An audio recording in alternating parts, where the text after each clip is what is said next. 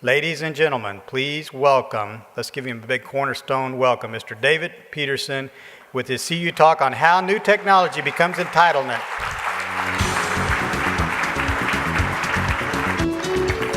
Thank you very much.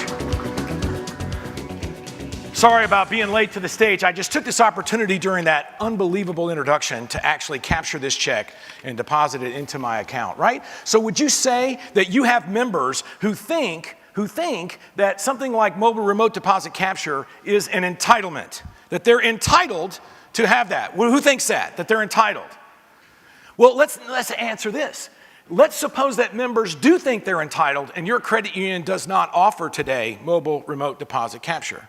What do you think they'll do? Do you think they'll find other ways to do that? Or would they potentially find an institution that has mobile remote deposit capture? And that's literally what we're going to talk about today, is this whole idea of how does a technology become an entitlement? And it's critically important because there are winners and losers, and so we're, especially depending on the size of our institution, how do we know which one is going to become an entitlement? So let's walk through this cycle. Something is invented, something is created, it's new, and you don't know anything about it. You maybe hear about it, you read a story about it. What is that thing? I heard something about that, right? And so as time goes on, you have to get educated about it. You have to learn something. Maybe you read a case study. Maybe you hear about some details about how somebody was able to actually use that thing. You go, aha, now I kind of understand what that thing is. Then perhaps you yourself go out and actually use it, where you get a chance to get your hands on it and you sort of can experience that for yourself. And as you get that experience over time, as something is used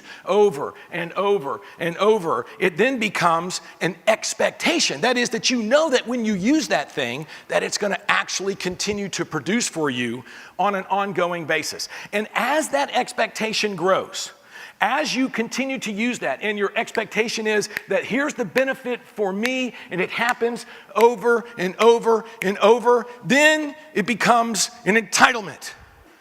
I'm obligated to, I am entitled to have this thing, and if you try and take it away from me, I'll fight you. I'll fight you. Okay? Now, let's think for a minute here. If you sort of think about this as a continuum, right? So this invention, coming through education, experience, and entitlement. Let me go back in history and talk about this thing. Does anybody recognize this? What is this? Fax machine. See, there's some people in here who are baby boomers who remember when this thing was actively used. Do you guys still use a fax machine at the credit union? Still used? Okay.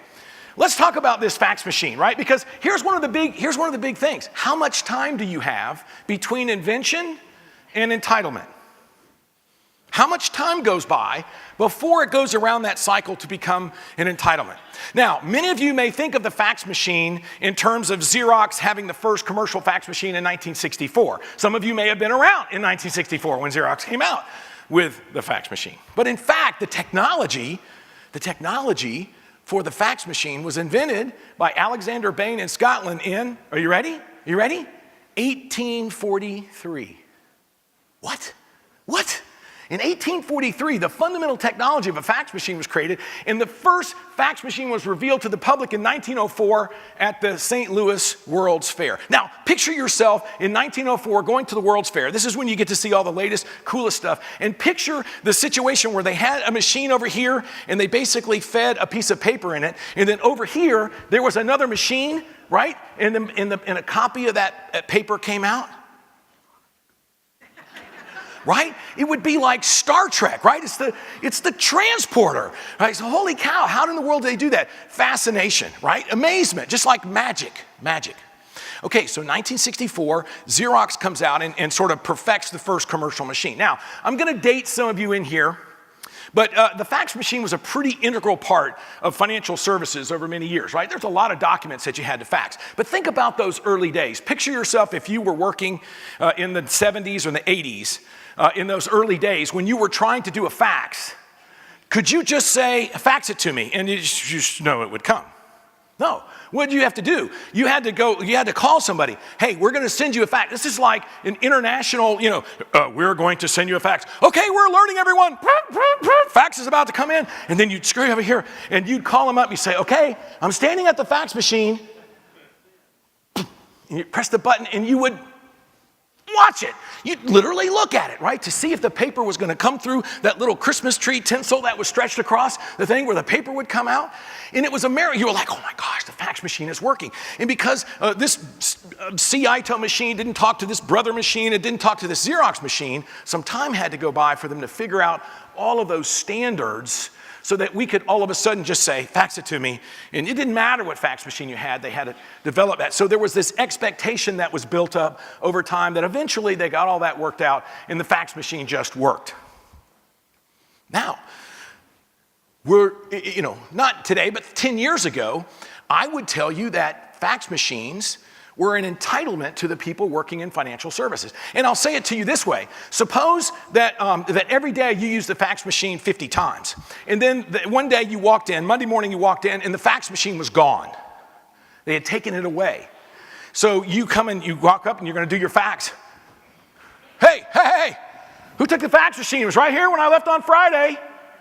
Well, they determined that the fax machine actually causes cancer, so they've taken them away.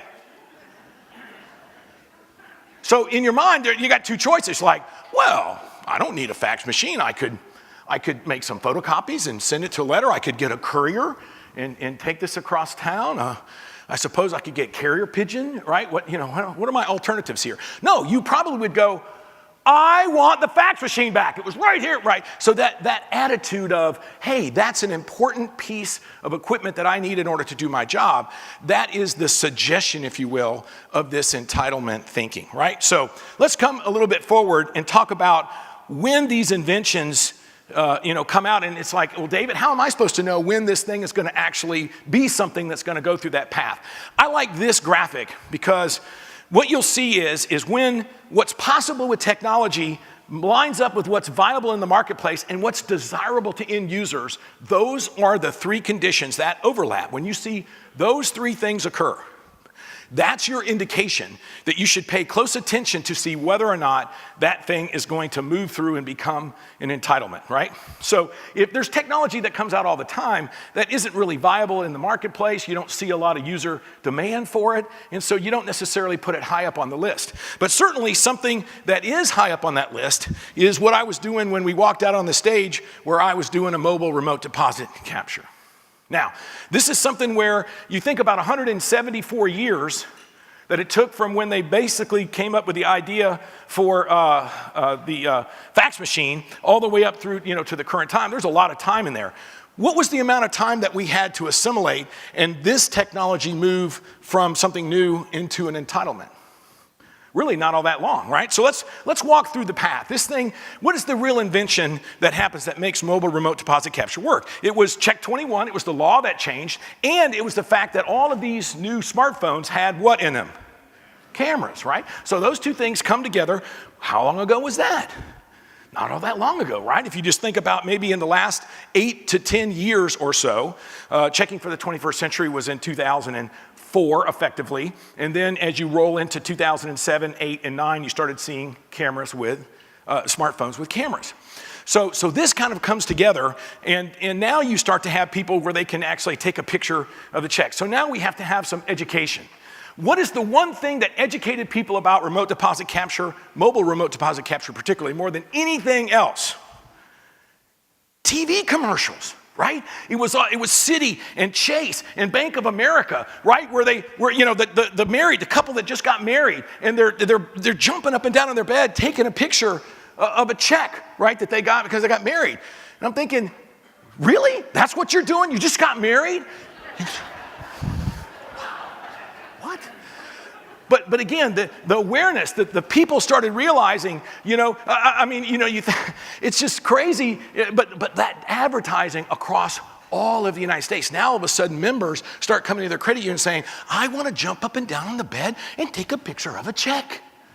A share draft, right? So that then experience. So then people start to use it, or they start to see other people that they know use it, right? So with this usage, with people starting to use it, they find out an amazing thing. Oh my gosh, I can deposit something into my share draft account at a time and place of my choosing with whatever device I happen to have in my hand.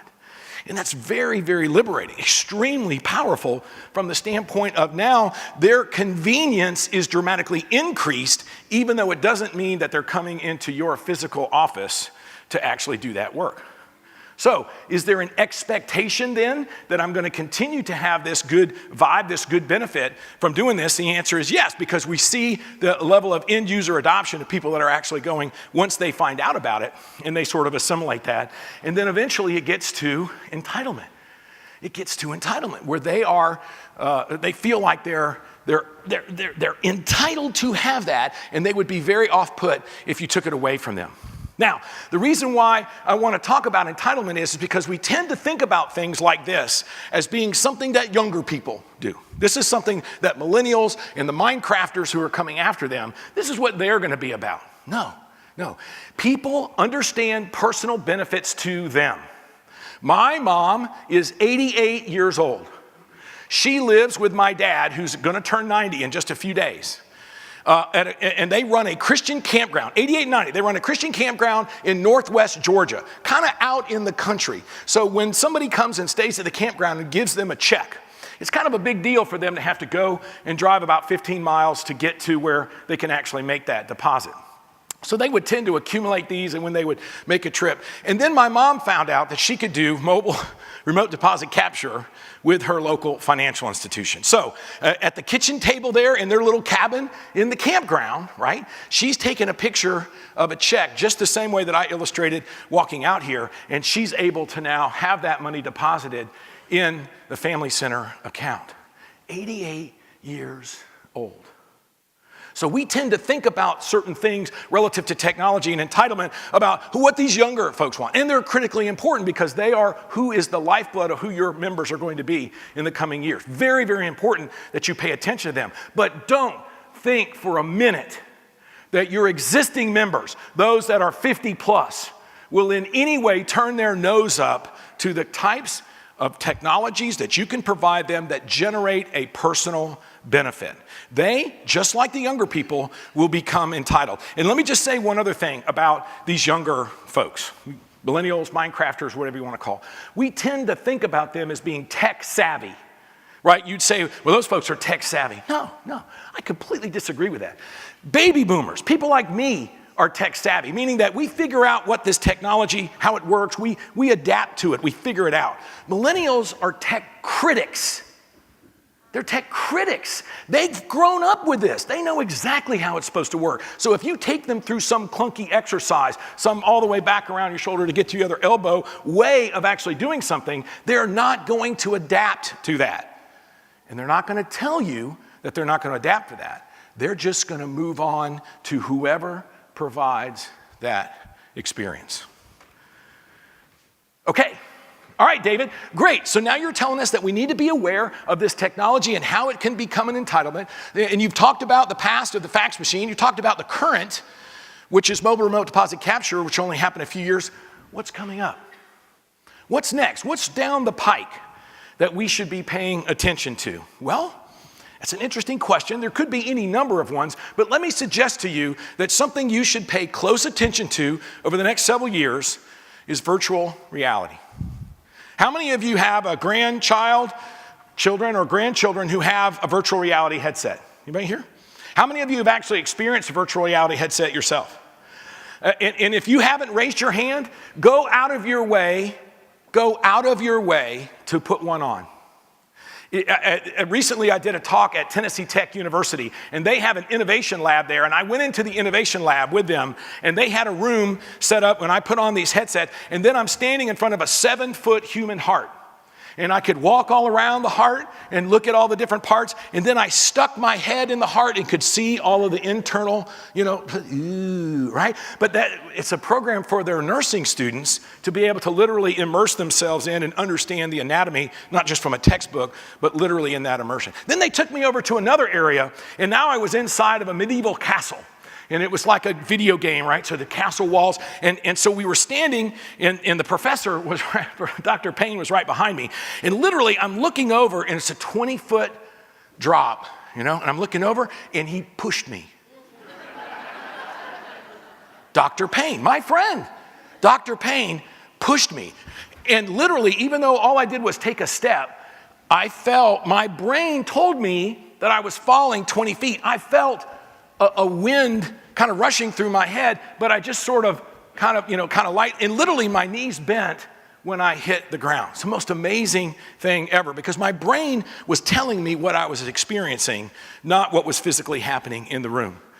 There are some who say that by Christmas of 2018, virtual reality will be the most common thing that you'll find under the Christmas tree a year from this Christmas. Now, how does this relate to what we're doing in our whole idea of financial services? Okay, David, this is all cool stuff. We're talking about financial services here, serving our members. How does this tie back in? Well, first of all, this technology, as you use it today, it's tethered, right? So you got this big cable that's tethered. But the technology is changing to where these are going to become more and more like regular glasses without having to be tethered to anything. And as you start to really think about that rolling around, one of the big challenges that we have right now in financial services is helping younger people manage their money. Millennials, Minecrafters, aren't as good in thinking about how they manage their money and budgeting and how do I sort of set money aside. And there's all of these programs that are out there, Acorns and stuff like that, apps that are trying to help them figure this out. Well, what if virtual reality could be the kind of thing that would allow them to be better managers of that? So I want to show you a little idea here. Pause it right here if you will, gentlemen.